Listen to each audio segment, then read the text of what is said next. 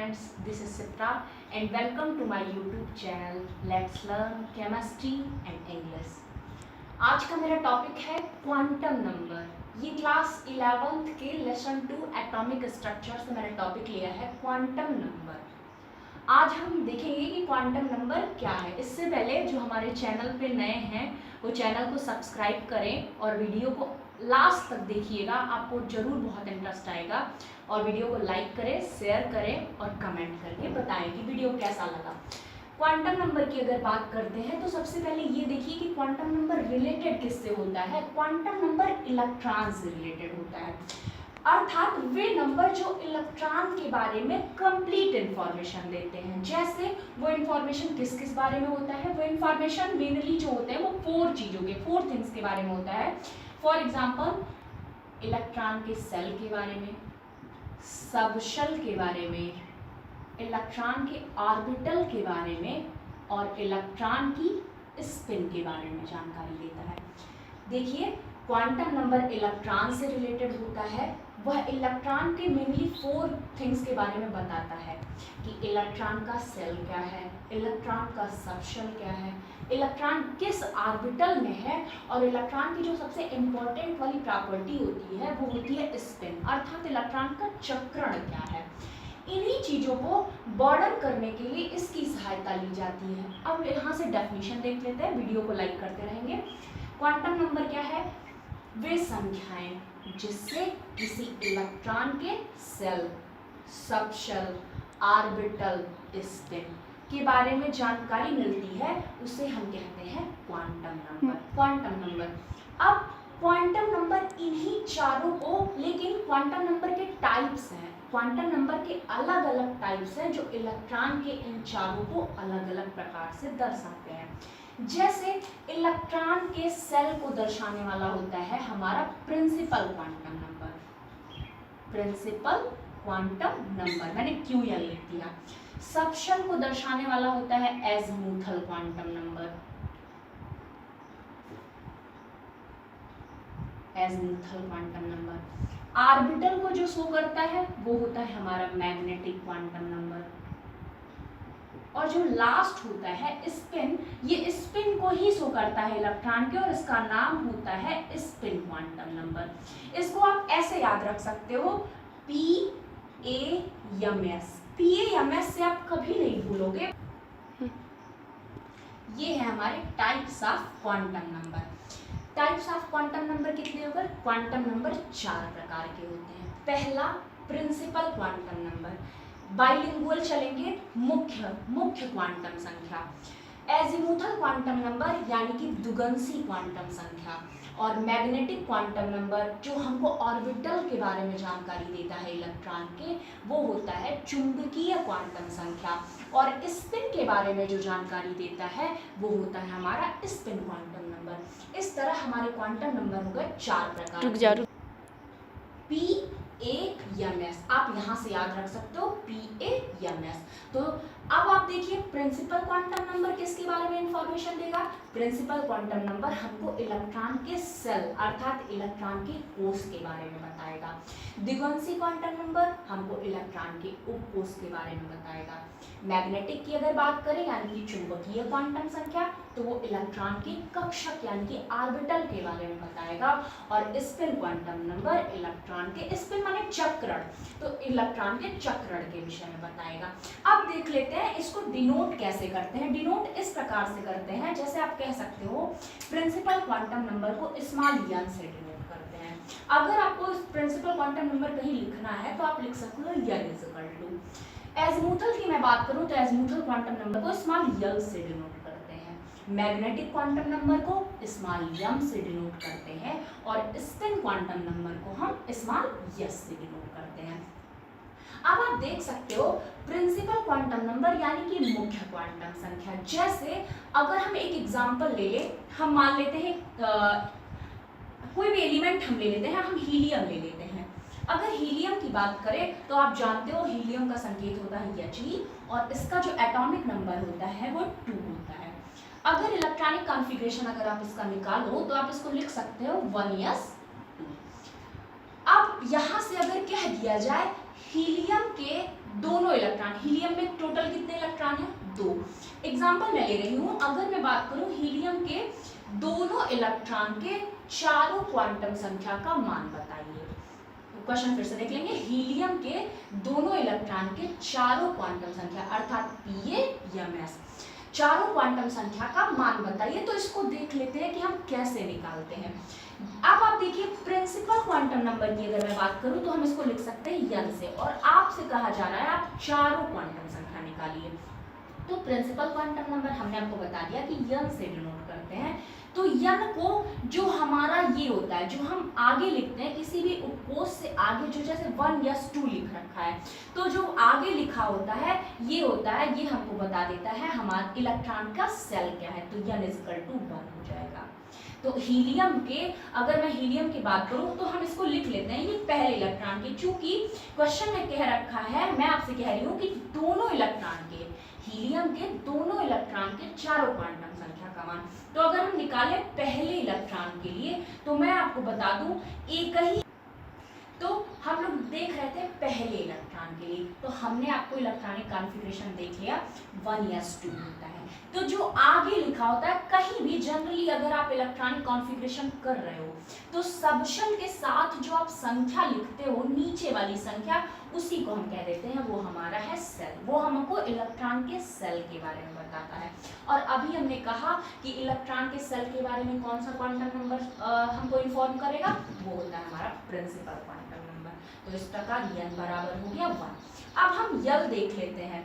यल की जो वैल्यू होती है वो 0 to n-1 होती है। यल की जो वैल्यू होती है वो होती है 0 to n-1। अर्थात अब आप यहाँ से देख लीजिए, हमने लिखा यल की जो वैल्यू होगी वो 0 to n-1 होगी। 0 कह रहा है, अगर आप यल की बात करो तो यल बराबर 0 to n-1 होता है। अर्थात यल का मान हमारे n के मान पर निर्भर करता है, लेकिन हर उपकोष के लिए यल का मान डेफिनेट होता है। आप जानते हैं उपकोष 4 होते हैं, S, P, D, L। अब यल की मैं बात करूं तो यल जो होता है यस उपकोष के लिए, ये हो गया हमारा सबशेल, और यहां हम लिख देते हैं यल की वैल्यू ऑफ यल। अब आप यहीं से ध्यान रखना, यानी कि हमारे एजीमुथल क्वांटम नंबर की वैल्यू यस सबशेल के लिए 0 होती है, P सबशेल के लिए 1 होती है, D के लिए 2 होती है, और F सबशेल के लिए कितनी होती है? 3 होती है। अब आप यहाँ से देखो, आपका हीलियम में जो दोनों इलेक्ट्रॉन है वो किस सबशेल में है? यस सबशेल में। तो यस सबशेल में है, तो इस प्रकार आप यहाँ देखिए यस सबशेल के लिए हमने यल की वैल्यू क्या लिख रखी है? 0। तो यल बराबर हो गया 0। अब यम के लिए देखिए, यम की भी जो वैल्यू होती है, यम की जो वैल्यू होती है वो यल के मान पर निर्भर करती है। हम देख रहे हैं यल का मान यन के मान पर निर्भर कर रहा है, और यम का जो मान होता है वो यल के मान पर निर्भर करता है। अर्थात जो मैग्नेटिक क्वांटम नंबर है वो एजीमुथल क्वांटम नंबर पे डिपेंड करता है। तो अगर यम कह रहा है तो यम की जो वैल्यू होती है, अगर आपने यल निकाल लिया तो यम की वैल्यू होती है -L, 0 और +L। अर्थात अगर यम का मान, जो यल का मान आपने जो भी निकाला उससे आप यम का मान निकाल सकते हो। जैसे अगर मैं कह दूं, आपको बता दिया जाए यल बराबर, आपको मैंने दे दिया 2, तो आप यम की वैल्यू बताइए। तो यम की वैल्यू आप यहाँ से देखो क्या लिख रखा है, -L, 0 +L। तो -L, तो अर्थात अगर आप -L की जगह लिखोगे तो हमने यल बराबर आपको क्या दे रखा है? 2। तो -L की जगह आपने लिख दिया -2। अब -2 के बाद 0 नहीं लिखोगे, -2 के बाद कौन सी संख्या आएगी? -1 आता है, फिर 0 आता है, और उसके बाद +L तक आपको चलना है, यानी कि -2, -1 और +1 और +2। इस तरह हम निकालते हैं यल से यम की वैल्यू। यल का मान यन के मान पर निर्भर करता है, यम का मान यल के मान पर निर्भर करता है। अब हम लोग यहाँ देख लेते हैं, इससे देख लेते हैं कि अगर हम हीलियम के पहले इलेक्ट्रॉन के लिए निकाल रहे हैं, क्योंकि हीलियम में 2 है, देख लीजिए आप, हीलियम में 2 इलेक्ट्रॉन है, तो n बराबर 1 है, और यल बराबर हर सबशेल के लिए यल की वैल्यू डेफिनेट है। तो यस सबशेल के लिए यल की वैल्यू 0, पी सबशेल के लिए यल की वैल्यू 1, अर्थात यल में जो कोस के बारे में जानकारी दे। डी के लिए 2 है यल की वैल्यू, और एफ के लिए 3 है। तो जो कोस आपको दिखाई देगा, आप ये सीरीज याद रखिए, जो भी कोस आपको दिखाई दे, अगर मान लीजिए पी हो कहीं तो यल बराबर आप 1 लिख दोगे, अगर डी हो कहीं तो यल बराबर 2, और अगर कहीं एफ हो तो यल बराबर आप क्या लिख दोगे, 3 लिख दोगे। जैसे अब आपने यहाँ से यम निकाल लेते हैं, जो कि यहाँ हमारा यस सबशेल था। हीलियम के दोनों इलेक्ट्रॉन किस सबशेल में जा रहे हैं, यस सबशेल में।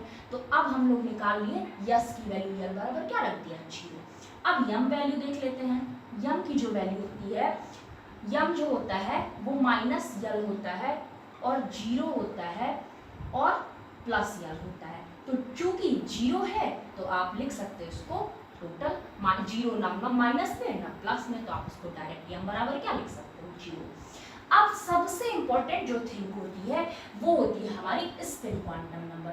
देखिए अगर आप जानते हो यस सबशेल में एक ऑर्बिटल होते हैं, मैं अगर यहाँ ऑर्बिटल का आपको चार्ट बना दूं तो आप ये जानते हो कि यस सबशेल में जो होता है वो एक ऑर्बिटल होता है, पी सबशेल में 3 ऑर्बिटल होते हैं, डी सबशेल में 5 ऑर्बिटल होते हैं, और एफ में 14 बना दे रही हूँ, सबशेल बना दे रही हूँ, यानी कि किस सबशेल में कितने ऑर्बिटल होते हैं, सबशेल, और यहाँ देख लेते हैं ऑर्बिटल। आप जानते हो हमारे सबशेल जो होते हैं वो 4 होते हैं, यस, पी, डी और सबशेल आपको पता होगा, फिर भी मैं आपके लिए यहाँ बना दे रही हूँ। यस सबशेल आप जानते हो 4 होते हैं, यस, पी, डी और एफ। अब मैं आपको ट्रिक बता दूं कि आप कैसे याद रख सकते हो कि किसमें कितने ऑर्बिटल होते हैं। सबशेल आपको पता ही है, जिस सबशेल में जितने इलेक्ट्रॉन होते हैं, आप जानते हो यस में अधिकतम कितने इलेक्ट्रॉन हो सकते हैं, 2, तो उसका आधा उस सबशेल में उतने ऑर्बिटल होते हैं। ये ट्रिक है, आप यहाँ से याद रख सकते हो। पी में आप जानते हो पी सबशेल में टोटल कितने इलेक्ट्रॉन्स आ सकते हैं, 6, तो 6 का आधा अगर आप कर दो तो 3 ऑर्बिटल्स हो जाते हैं। फिर डी में आप जानते हो डी में टोटल 10 इलेक्ट्रॉन होते हैं, तो 10 का अगर आप आधा कर दो तो कितना हो जाएगा, 5 ऑर्बिटल्स हो जाएंगे। और यफ की अगर मैं बात करूं तो आप जानते हो यफ में टोटल 14 इलेक्ट्रॉन होते हैं, तो उसका आधा 7 ऑर्बिटल्स हो जाएंगे। वीडियो को लाइक जरूर कर देंगे और चैनल को सब्सक्राइब जरूर करेंगे। आप देखिए यहाँ यस सबशेल में 2 इलेक्ट्रॉन आ सकते हैं, तो उसका आधा 1 ऑर्बिटल। पी में 6 आ सकते हैं, तो उसका आधा 3 ऑर्बिटल। डी में 10 आ सकते हैं, तो उसका आधा 5 ऑर्बिटल। और एफ में टोटल 14 इलेक्ट्रॉन आते हैं, तो आप उसमें आधा उसका 7 ऑर्बिटल। वीडियो को लाइक जरूर करेंगे ताकि लोगों तक वीडियो पहुंचे। अब यहाँ देखेंगे, अब हमने बना रखा है ना कि यस में आप जानते हो, यस में हमने बना रखा है कि देखिए यस में कितने ऑर्बिटल होते हैं, 1 ऑर्बिटल। तो ऑर्बिटल को आप ऐसे खाने से दिखा, तो यहाँ देखिए हमने बना रखा है यस सबशेल में कितने ऑर्बिटल होते हैं, 1। अब आप जानते हो 1 ऑर्बिटल, आप इसको इस तरह खाने से बनाते हैं, मतलब अगर मान लो आपको पी सबशेल के ऑर्बिटल दिखाने हैं तो आप ऐसे खाना बना दोगे। ऑर्बिटल में देखिए कितने 3 बना रखे हैं ना, पी सबशेल में कितने ऑर्बिटल होते हैं, 3। ऑर्बिटल्स को आप दर्शाते हो, जैसे अगर आपको यस को दिखाना है यस ऑर्बिटल में, तो यस सबशेल में कितने ऑर्बिटल यहाँ दे रखे हैं, 1 ऑर्बिटल, तो मैंने 1 ऐसे बना दिया, तो ये होगा यस सबशेल। पी में आपको कितने ऑर्बिटल बनाने हैं, 3, तो ये हमने 3 बना दिया। डी में देखिए डी सबशेल में मैंने बताया 10 इलेक्ट्रॉन होते हैं, तो उसका आधा ऑर्बिटल होगा यानी कि 5, तो डी में देखिए आप कितने इलेक्ट्रॉन्स हो जाएंगे, 5 इलेक्ट्रॉन्स। 1 2 3 4 एंड 5, 1 2 3 4 5। अब आप लास्ट में देखिए यफ, अगर आपको यफ दिखाना है, ये यस, और ये हो गया पी, और ये हो गया डी। अगर आप यफ की मैं बात करूँ तो यफ में टोटल इलेक्ट्रॉन हो सकते हैं 14, और उसका आधा ऑर्बिटल आप गिन दोगे, बना देंगे 1 2 3 4 5, 1 2 3 4 5 6, और 1 यहाँ बना देते हैं 7। इस तरह हम सारे सबशेल्स में ऑर्बिटल्स को रिप्रेजेंट करते हैं। तो यस सबशेल में हो गए 1 ऑर्बिटल, पी में हो गए 3, अब 5 ऑर्बिटल होते हैं, और यफ में 14, अर्थात 1 2 3 4 5 6 और 7 ऑर्बिटल होते हैं। ये हो गया हमारा यफ। तो अगर यस की बात करें तो यस सबशेल में देखिए हमने कितने ऑर्बिटल बना रखे हैं, 1, तो यहाँ बना देते हैं 1। और इसमें आपको कितने इलेक्ट्रॉन दिखाने हैं? 2। तो आप हमेशा जानिए एक सबशेल में कभी भी, आप जानते हैं एक सबशेल में कभी भी हम दोनों इलेक्ट्रॉन को क्लॉकवाइज डायरेक्शन में नहीं दिखा सकते, यानी कि एक क्लॉकवाइज होता है। अगर मैं क्लॉकवाइज की बात करूं तो क्लॉकवाइज इलेक्ट्रॉन को हम ऐसे दिखाते हैं, और एंटी क्लॉक की बात करूं, एंटी माने उल्टा, अपोजिट, एंटी क्लॉकवाइज की बात करूं तो इस तरह दिखाते हैं। ये होता है हमारा क्लॉकवाइज और ये होता है एंटी क्लॉकवाइज। तो उसी तरह आप देखिए S2 यानी कि हीलियम में कितने इलेक्ट्रॉन हैं? 2। तो टोटल 2 इलेक्ट्रॉन्स की बात की जा रही है। तो अगर हम पहले इलेक्ट्रॉन को हमेशा क्लॉकवाइज दिखाते हैं और दूसरे को हम दिखाते हैं एंटी क्लॉकवाइज, ये होता है क्लॉकवाइज, और दूसरा इलेक्ट्रॉन हम हमेशा दिखाते हैं एंटी क्लॉकवाइज। अब देखिए यस की वैल्यू, यही होती है इलेक्ट्रॉन की स्पिन। इलेक्ट्रॉन में 2 तरह की स्पिन पाई जाती है, एक होता है क्लॉकवाइज और दूसरा होता है एंटी क्लॉकवाइज। Anti clockwise. अब क्लॉकवाइज के लिए जो यस की वैल्यू होती है वो +½ होती है। आप ऐसे जानो, अगर इलेक्ट्रॉन ऐसे रहेगा सीधा सा, अगर आपने इलेक्ट्रॉन को कहीं रिप्रेजेंट कर रखा है तो इसके लिए जो यस की वैल्यू हो जाती है। तो अब अगर यहाँ लिखेंगे हम पहले इलेक्ट्रॉन के लिए, आप देख रहे हो तो पहला इलेक्ट्रॉन आप बताओ क्लॉकवाइज, तो हमने ऐसे दिखा रखा है सीधा, तो यस बराबर हो जाएगा हमारा +½ और अब यही उसी तरह दूसरे इलेक्ट्रॉन के लिए देख लेते हैं। दूसरे इलेक्ट्रॉन के लिए तो हमारा दूसरा, पहले के लिए जो यन और यल की वैल्यू आई वो सेम होगी। क्यों? क्योंकि हमारा दूसरा इलेक्ट्रॉन भी आप देखिए किस कोष में है? पहले। तो यन की वैल्यू यहाँ हो गई पहला, यन बराबर 1। यल देखिए, यल हमारा दूसरा इलेक्ट्रॉन जो है वो भी किस सबशेल में? यस सबशेल में। तो यल की वैल्यू क्या हो जाएगी? 0 हो जाएगी। तो यल बराबर हो गया 0। अब अगर आप यम की बात करो तो यम देखिए मैंने यहाँ लिख रखा है, यम की जो वैल्यू होती है वो यल के मान पर निर्भर करती है, अर्थात यम बराबर -यल, 0 और +यल। तो यहाँ भी यम बराबर क्या हो जाएगा? 0, क्योंकि अगर आप -यल, 0 और +यल करते हैं तो 0 तो 0 ही रहेगा। अब आप देख लो यस, बस मान कहाँ बदला दोनों इलेक्ट्रॉन में?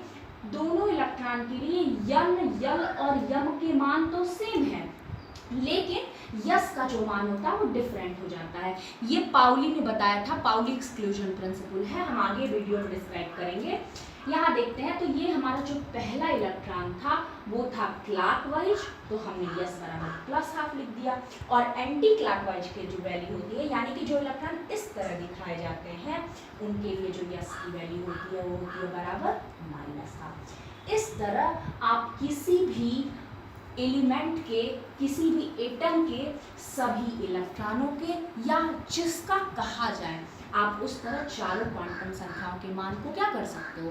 निकाल सकते हो। अगले वीडियो में हम कुछ और क्वेश्चंस को सॉल्व करेंगे। उससे पहले फिर से एक बार, जो चैनल पे नए हैं वो वीडियो को लाइक करेंगे, चैनल को सब्सक्राइब करें, शेयर करें और कमेंट करके बताएंगे वीडियो आपको कैसा लगा।